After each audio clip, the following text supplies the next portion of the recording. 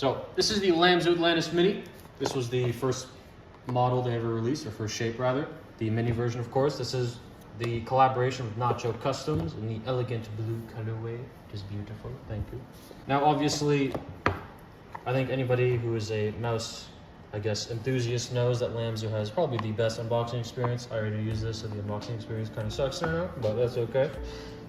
So obviously, you open the box. I mean, it looks incredible. You got this little description here of the mouse, how they came up with the name. I mean, just the whole design of it looks pretty insane, to be honest. You go up on the left side, you got obviously your charging cable, which is really nice, and it's actually like a bendy one. It's actually a good cable that for some reason most other companies just don't have.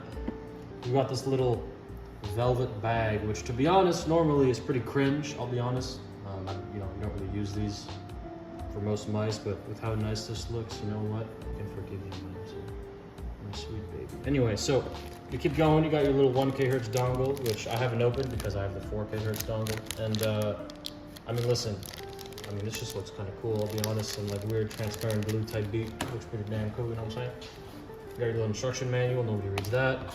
And of course, your accessories. So it comes with an extra set of dot skates, the big skates, and the mouse itself comes with these small ones, these small corner skates. And this, of course, is the blue colorway. I mean, you can look at that, it looks pretty insane, to be honest. Probably one of the most, I guess, beautiful mice I've ever owned. I'm kind of tired of just black and white, and this just, I mean, it just pops, to be honest. It looks good on most setups.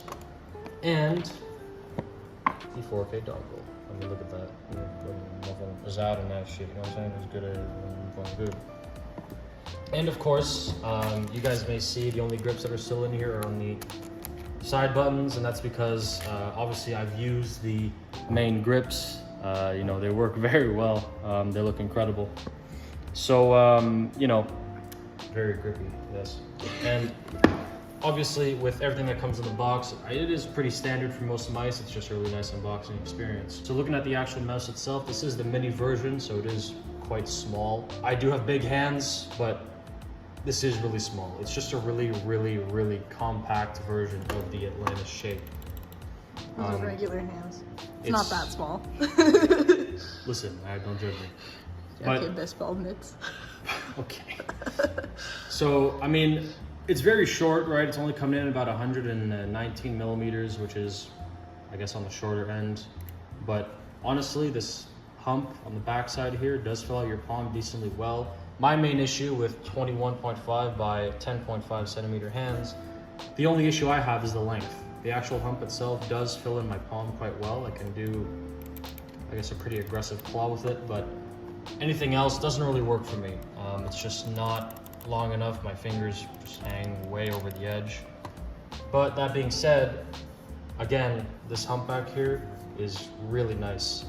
LAMZU basically won the race for the XM1 clone for a lot of companies. They were trying to make one, and LAMZU, at least in my opinion, won with the Atlantis, with the OG and the mini size. I don't have the OG because I'm broke, couldn't afford it, and didn't want to wait to get the OG, so I jumped on the mini. But honestly, I've been pretty happy with this regardless. So going over the actual switches on this, it's using Huano blue shell pink dots, and to be honest with you, I know a lot of people are saying that they are, you know, they're very tactile, they're pretty like hard to press.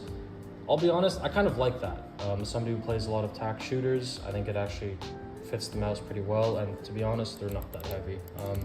I think people just have baby hands and not able to press this thing. It's really easy.